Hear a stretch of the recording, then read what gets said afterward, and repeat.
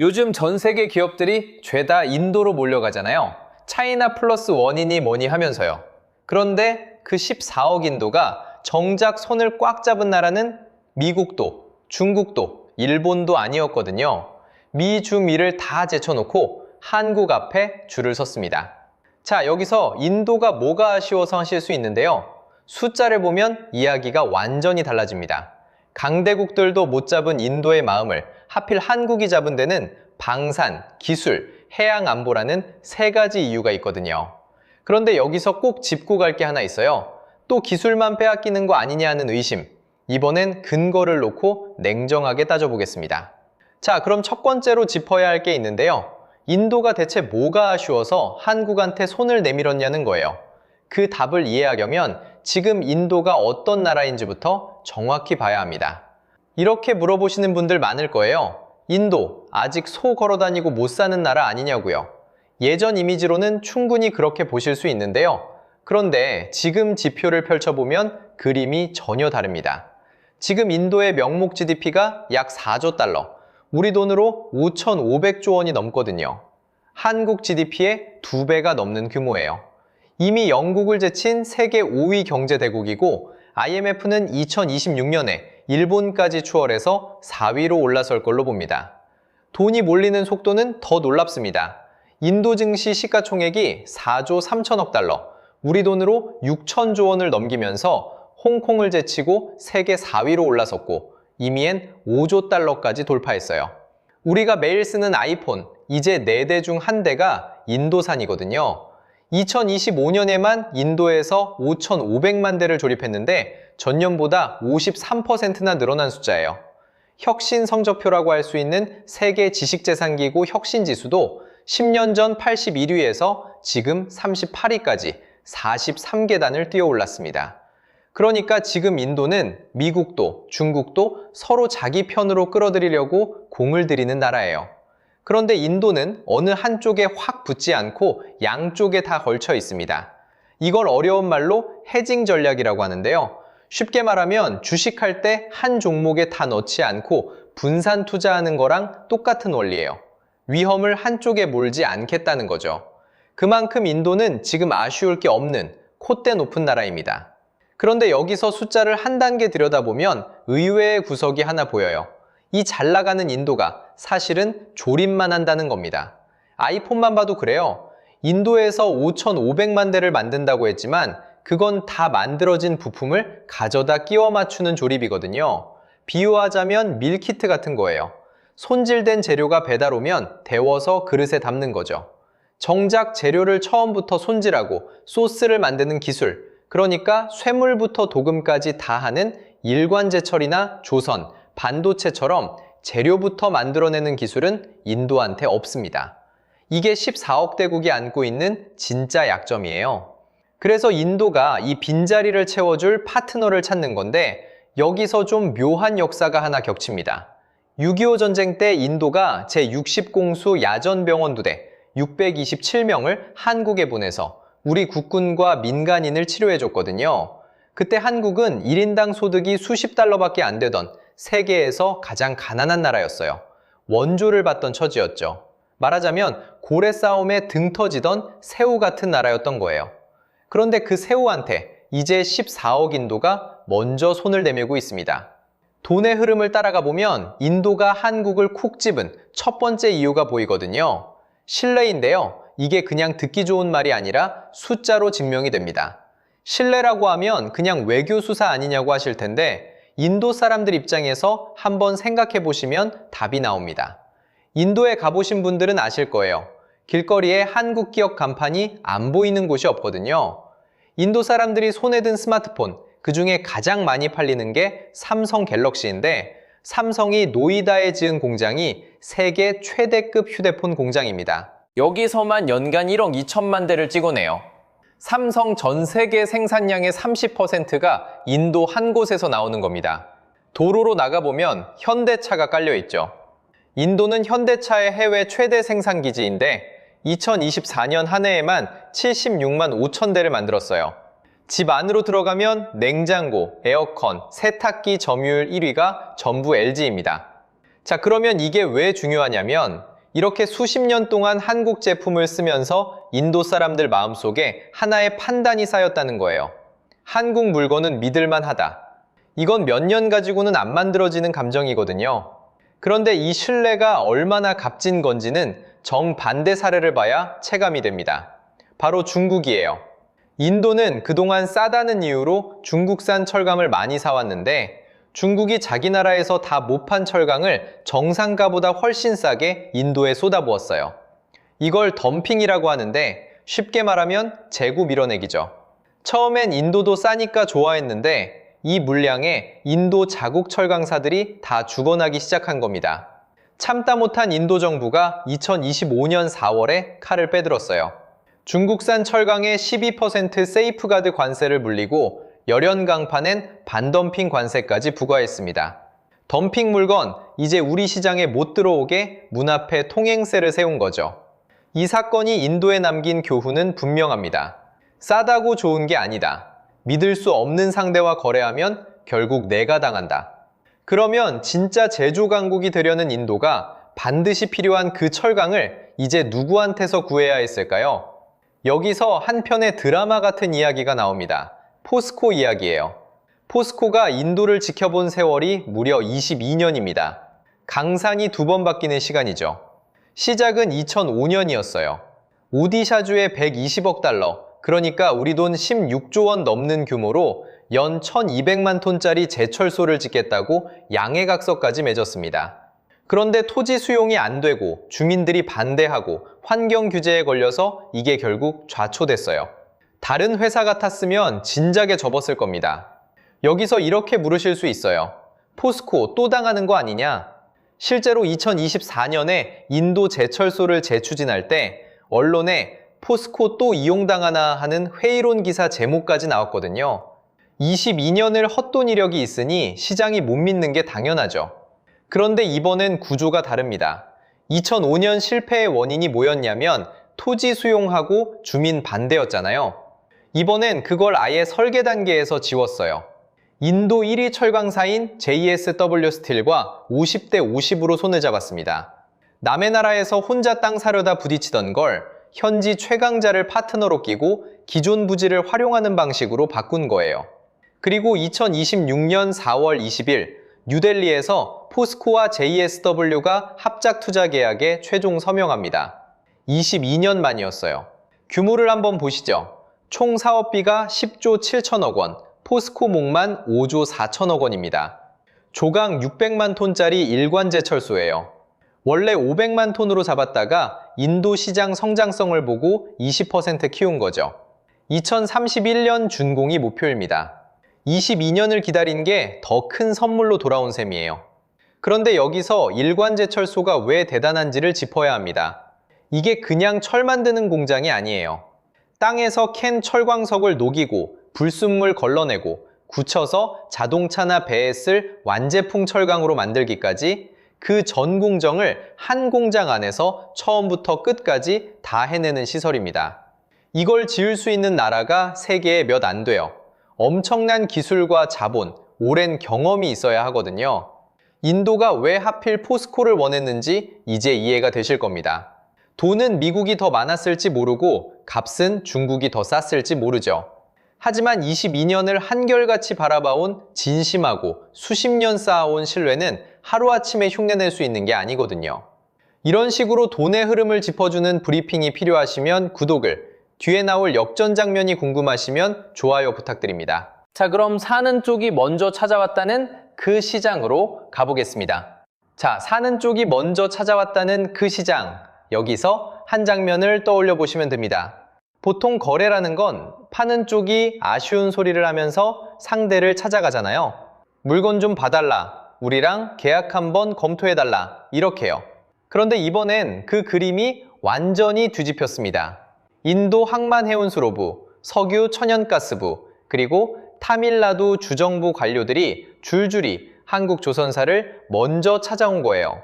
파는 쪽이 아니라 사는 쪽이 직접 비행기를 타고 온 겁니다. 제발 우리랑 함께 배를 만들어달라, 투자를 검토해달라. 가불이 뒤바뀐 이 장면 하나가 지금 한국 조선업의 위상을 그대로 보여줍니다. 여기서 이런 의문이 드실 수 있어요. 인도가 대체 뭐가 아쉬워서 먼저 찾아오느냐는 거죠.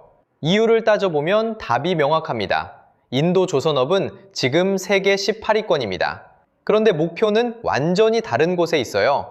2030년에는 세계 10위, 2047년에는 세계 5위까지 올라가겠다고 아예 국가 목표로 못 박아뒀거든요.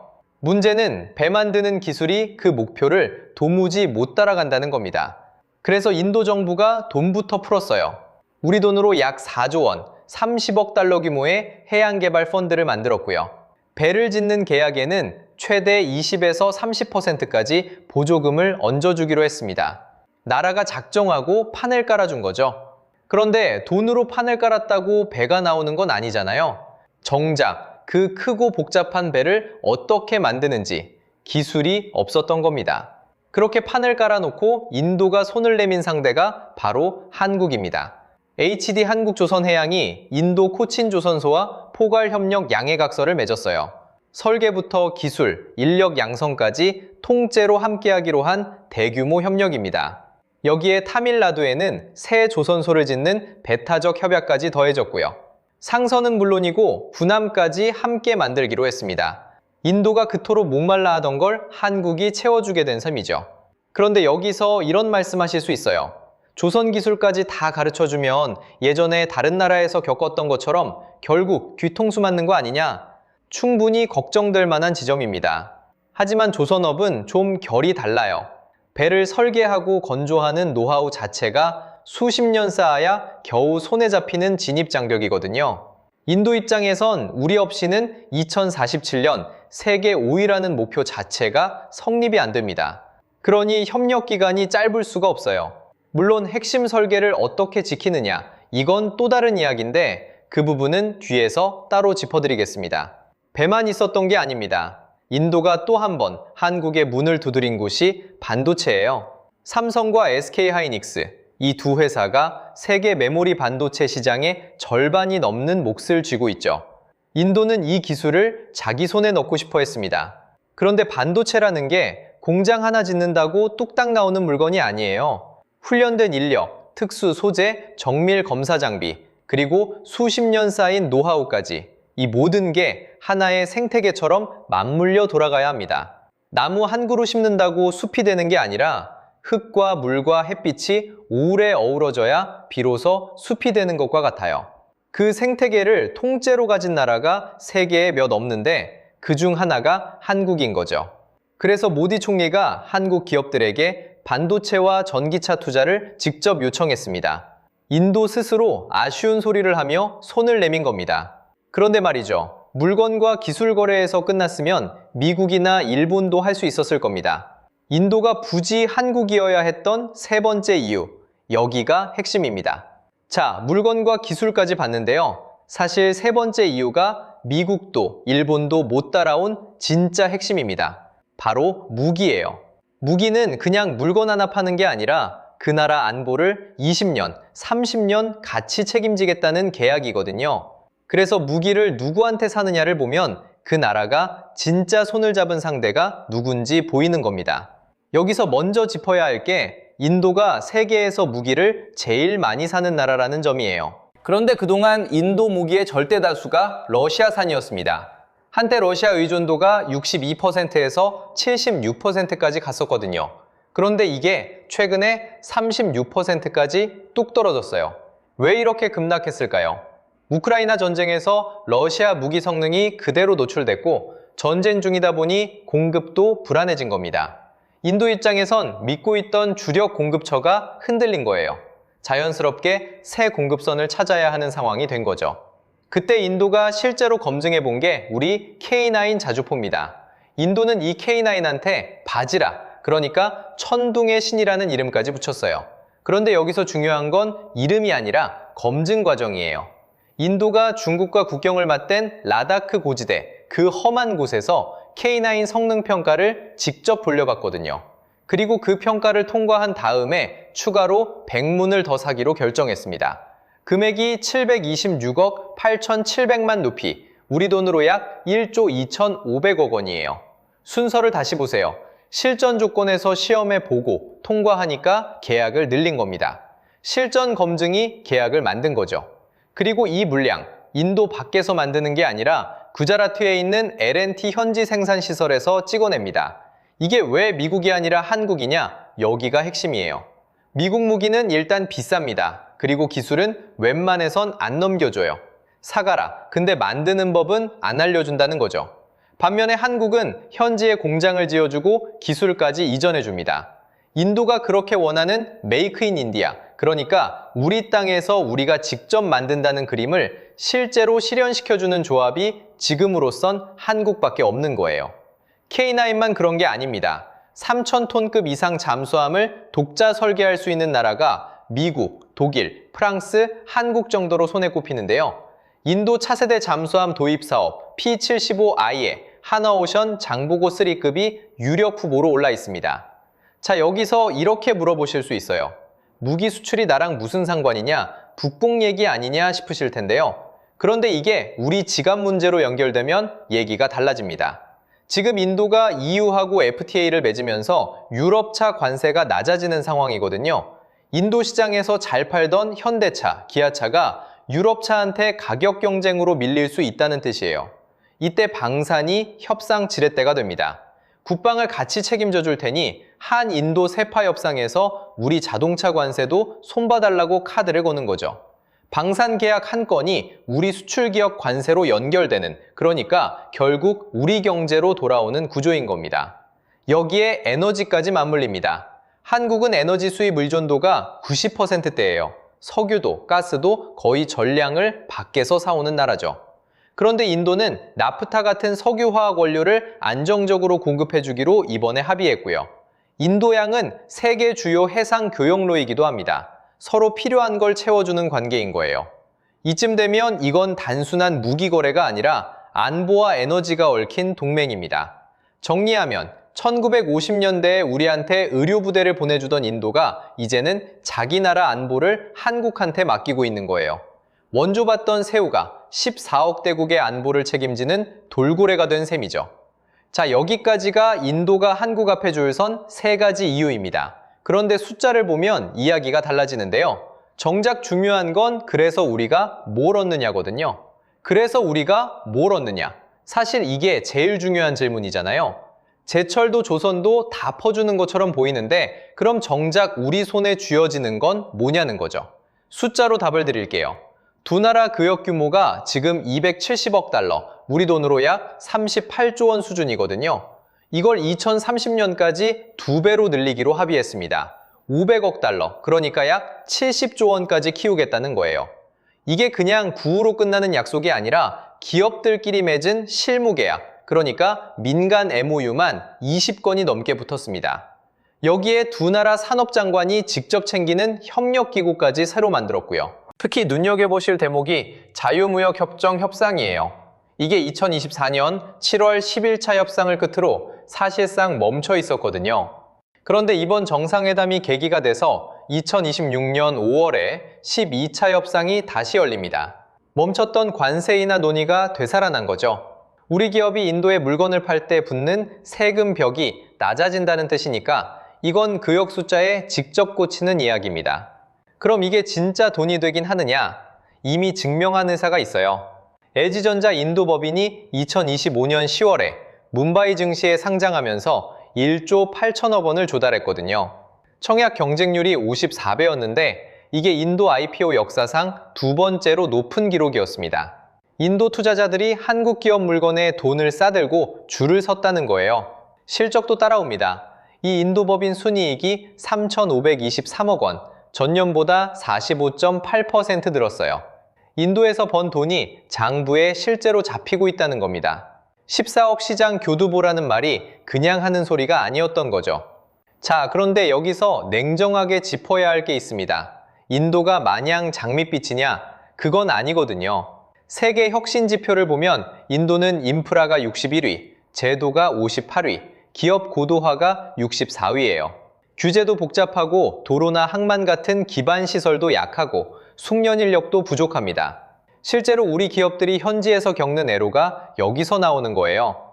그리고 아까 미뤄뒀던 기술 보호 문제, 이거 정면으로 말씀드릴게요. K9 자주포는 완제품을 그냥 파는 게 아니라 인도 현지에서 만들고 기술까지 넘겨주는 모델이거든요. 그러다 보니 핵심 설계와 기술을 어디까지 지키느냐가 관건입니다. 넘겨준 기술이 훗날 어떻게 쓰일지는 아무도 장담 못하니까요.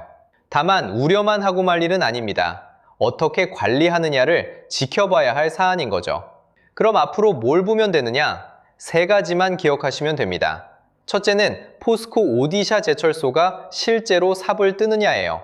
공사기간만 48개월, 2031년 준공 계획인데 착공이 진짜 진행되는지가 첫 시험대입니다. 둘째는 자유무역협정 협상에서 관세 양보를 얼마나 받아내느냐고요. 셋째는 방산 후속 계약, 특히 P75I 잠수함 사업으로까지 이어지느냐입니다. 이건 감으로 하는 이야기가 아니라 숫자와 계약서가 말해주는 겁니다. 그래서 결론만 정리하면 신뢰와 기술, 그리고 전략동맹, 인도가 한국의 손을 잡은 이유는 결국 이 3가지로 모입니다. 그러면 처음에 던졌던 의심으로 돌아가 볼게요. 또 기술만 빼앗기고 버려지는 거 아니냐? 솔직히 그 리스크는 지금도 실제합니다. 다만 이번엔 구조가 달라요. 인도는 기술만 빼먹고 손절할 나라를 찾는 게 아니라 중국을 막아줄 오래갈 파트너가 급한 겁니다. 그리고 그 실익은 이미 숫자로 잡히기 시작했거든요. K9 추가 물량도 22년 만에 성사된 오디샤 제철소도 이미 계약서에 적히고 있잖아요.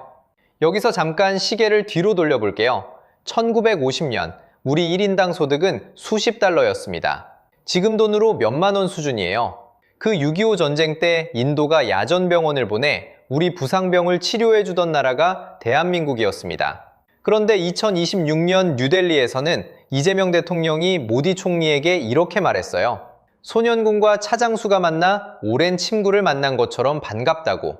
원조를 받던 나라가 14억 대국의 안보를 함께 설계하는 자리에 앉은 겁니다. 과거에 우리는 고래 싸움에 등 터지던 새우였습니다. 지금은 14억이 먼저 손을 내미는 돌고래가 됐고요. 이 역전이 감상적이라는 게 아니라 계약서와 수출액으로 확인된다는 게 핵심이에요.